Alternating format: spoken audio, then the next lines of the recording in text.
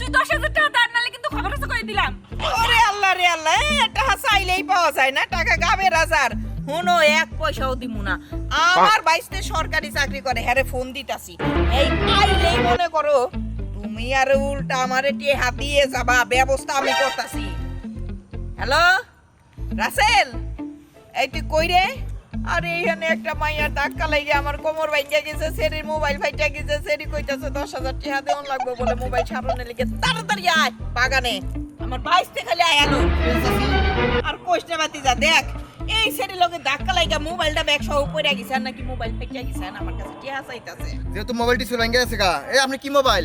IPhone. ও তাহলে 20,000 টাকা দিয়ে দেন, তাহলে শেষ।